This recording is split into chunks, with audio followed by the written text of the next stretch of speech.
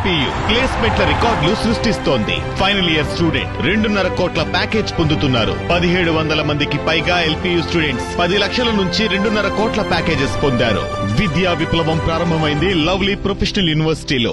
ఎన్నికల సమయంలో అనేక హామీలిచ్చి అధికారం చేపట్టాక ప్రజలను మోసం చేస్తున్న టీడీపీ కూటమి ప్రభుత్వ తీరును ప్రజాక్షేత్రంలో ఎండగట్టేందుకు రీకాలింగ్ చంద్రబాబుస్ మేనిఫెస్టో కార్యక్రమాన్ని రాష్ట్ర వ్యాప్తంగా ప్రారంభించారు వైఎస్ఆర్సీపీ నాయకులు. పార్టీ అధినేత మాజీ సీఎం వైఎస్ జగన్మోహన్ రెడ్డి నిర్దేశించిన మేరకు తొలి దశలో జిల్లా స్థాయిలో ఏర్పాటు చేసిన సమావేశాలకు విశేష స్పందన లభించింది. రీకాలింగ్ చంద్రబాబుస్ మేనిఫెస్టో కార్యక్రమం పోస్టర్లను, క్యూఆర్ కోడ్లను నాయకులు విడుదల చేశారు. బాబు షూరిటీ భవిష్యత్తు గ్యారంటీ పేరుతో కుటుంబాల వారీగా వర్తించే పథకాల పేర్లు పేర్కొంటూ ఇచ్చిన బాండ్లను చూపించి అధికారంలోకి వచ్చిన తర్వాత వారికి కలిగిన లబ్ధి, చేసిన మోసాలను ప్రజలకు వివరించేందుకు ప్రతి గ్రామంలోనూ రీకాలింగ్ చంద్రబాబుస్ మేనిఫెస్టో కార్యక్రమాన్ని గట్టిగా నిర్వహించాలన్న వైఎస్ఆర్సీపీ అధ్యక్షుడు వైఎస్ జగన్మోహన్ రెడ్డి పిలుపుతో రాష్ట్ర వ్యాప్తంగా పార్టీ నేతలు కదిలారు. చంద్రబాబు మేనిఫెస్టోను గుర్తుకు తెచ్చే రీకాలింగ్ చంద్రబాబుస్ మేనిఫెస్టో కార్యక్రమాన్ని ఉధృతంగా చేపడతామని ప్రకటించారు.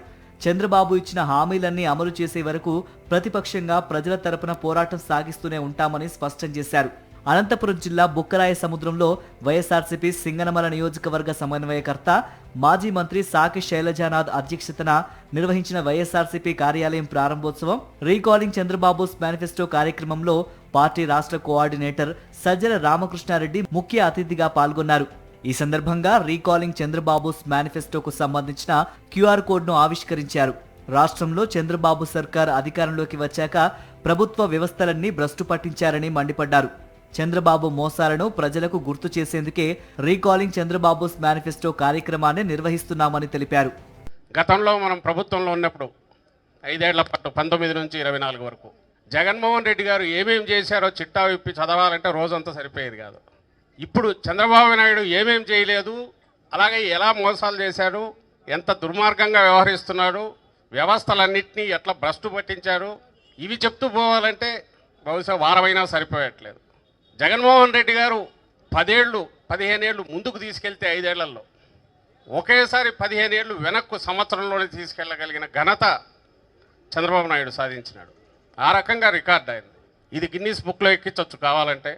బహుశా ప్రపంచ చరిత్రలో ఎవ్వరూ కూడా ఒక్కటంటే ఒక్కటి కూడా సరిగా అమలు చేయకుండా, ఒకటంటే ఒకటి ఎందుకంటున్నా అంటే పెన్షన్తో సహా ఆయన రాగానే పెన్షన్ ఇచ్చాడు, కానీ 5 లక్షల మందికి ఇప్పుడు ఎగనామం పెట్టాడు.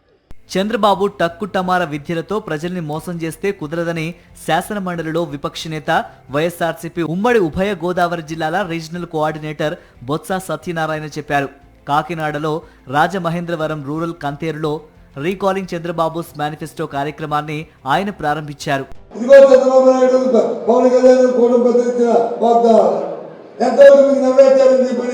గ్రామ ప్రజలనే ఆలోచించుకోమని వాళ్ళకే ఈ కార్యక్రమాన్ని అప్పచెప్తాం.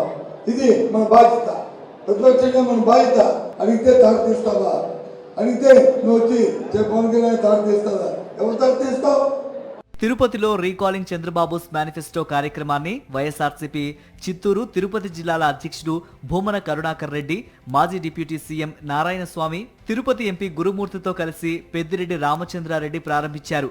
అలాగే రాష్ట్ర వ్యాప్తంగా ఆయా జిల్లాల్లో జరిగిన కార్యక్రమాలలో పార్టీ రీజనల్ కోఆర్డినేటర్లు, ఎంపీలు, ఎమ్మెల్యేలు, ఎమ్మెల్సీలు, మాజీ మంత్రులు, జిల్లా అధ్యక్షులు, నియోజకవర్గ సమన్వయకర్తలు, అనుబంధ సంఘాల నాయకులు పెద్ద సంఖ్యలో పాల్గొని 5 వారాల పాటు జరిగే రీకాలింగ్ చంద్రబాబుస్ మేనిఫెస్టో కార్యక్రమాన్ని గ్రామాన విజయవంతం చేసేందుకు పార్టీ శ్రేణులకు దిశానిర్దేశం చేశారు.